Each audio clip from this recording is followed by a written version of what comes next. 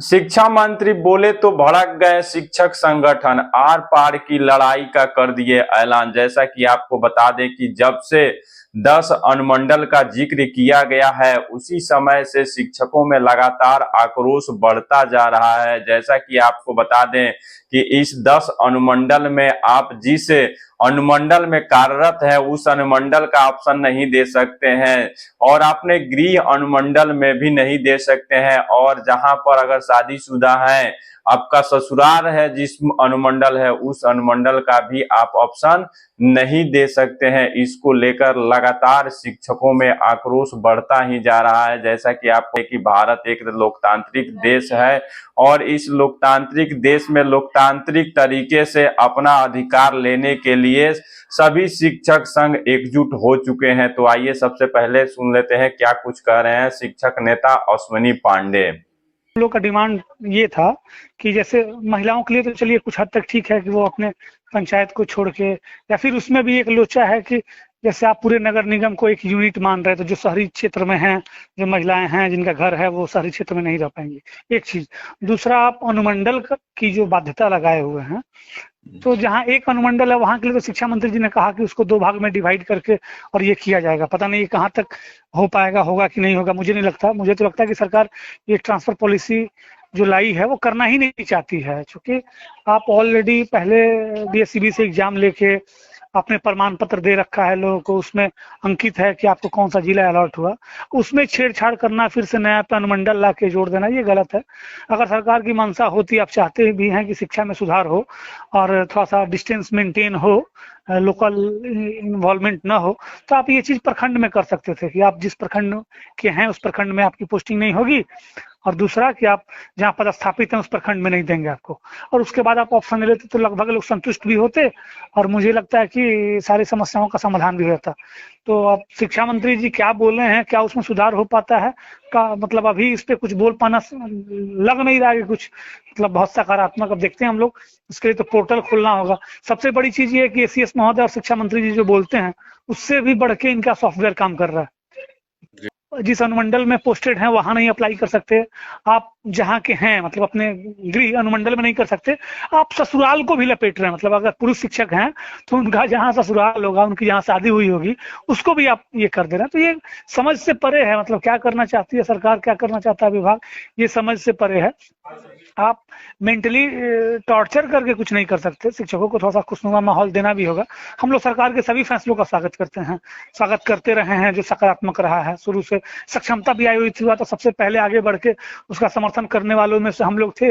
ये लगा कि नहीं समाज में ये मैसेज न जाए कि शिक्षक परीक्षा से भाग रहे हैं, लेकिन उस समय कुछ और टर्म एंड कंडीशन थे। उस समय के जो एसीएस थे के पाठक सर, उन्होंने ये बजापन का पत्र है, आप लोगों ने भी देखा होगा, पूरे बिहार ने देखा होगा कि आप मार्क्स के हिसाब से आपकी पोस्टिंग होगी, अच्छे जगहों पे आपकी पोस्टिंग होगी, शहरी इलाकों में नगर निगम नगर निकाय में मार्क्स के आधार पर आपकी पोस्टिंग दी जाएगी।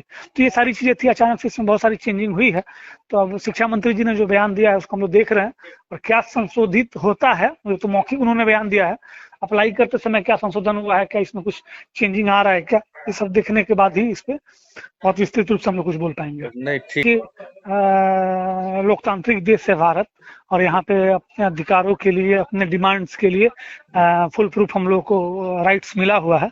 तो लोकतांत्रिक ढंग से हम लोग जैसे भी होगा, और चाहे वो सड़क पे उतर के उसका विरोध हो सके तो उसका हम लोग विरोध करेंगे।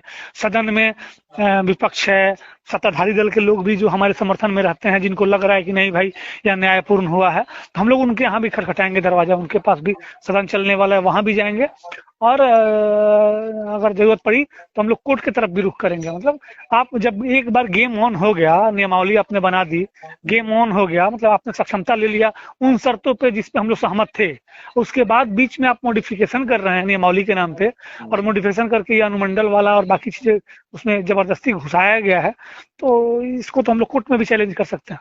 लग रहा है जैसे शिक्षकों के साथ बायस्ड होकर फैसला हो रहा है। हम लोग खुद, मतलब सरकार ने सक्षमता का फैसला किया, हम लोगों ने एकदम 10 कदम आगे बढ़ के इसका स्वागत किया, शिक्षक संगठनों ने उसका समर्थन किया, और तभी तो 1,87,000 लोग पास होके आए, बहुत बड़ी संख्या में, लगभग 2 लाख। क्या साख दाव पे लगेगा?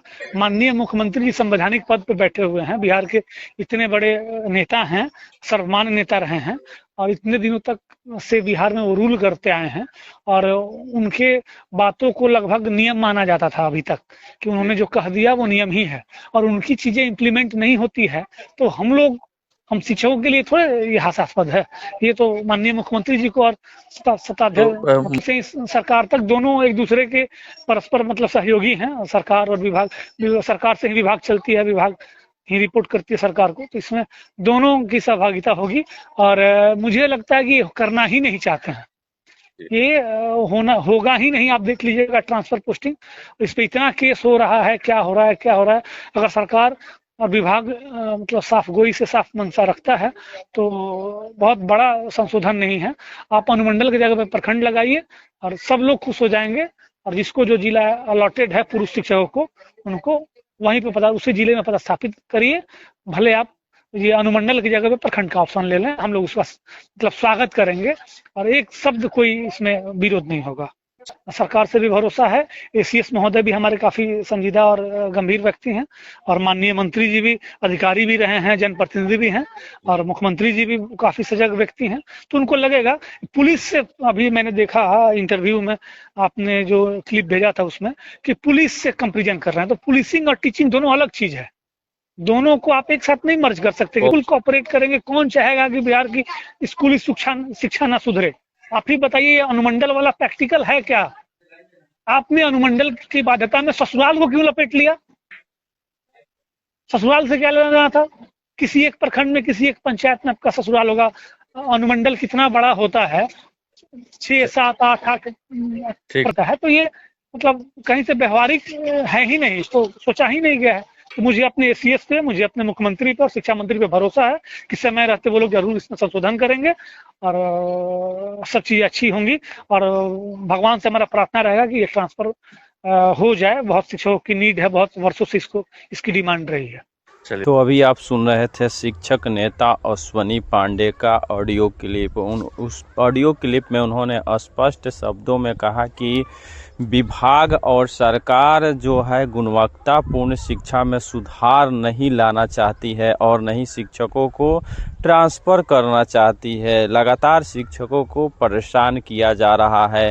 तो शिक्षक अपने हक और अधिकार के लिए सड़क और सदन और न्यायालय तक भी जाने को तैयार है। ज़रूरत पड़ा था ज़बरदस्त एक बार फिर से आंदोलन होगा और शिक्षकों का ट्रांसफ़र और पोस्टिंग होगा, क्योंकि लगातार आप देख रहे हैं कि शिक्षक संघ और शिक्षक सरकार से कदम मिलाकर चल रहे हैं और सक्षमता का भी सपोर्ट किया और सक्षमता एग्ज़ाम दिए, और सक्षमता एग्ज़ाम के बाद भी विभाग और सरकार पेच फंसा कर रखकर शिक्षकों को परेशान करने का कार्य कर रही है। तो वीडियो में इतना ही। वीडियो में लास्ट तक बने रहने के लिए धन्यवाद। वीडियो को ज़्यादा से ज़्यादा शेयर करें, वीडियो को एक लाइक अवश्य करें और चैनल को सब्सक्राइब जरूर करें इस तरह का शिक्षा विभाग से लेटेस्ट अपडेट पाने के लिए।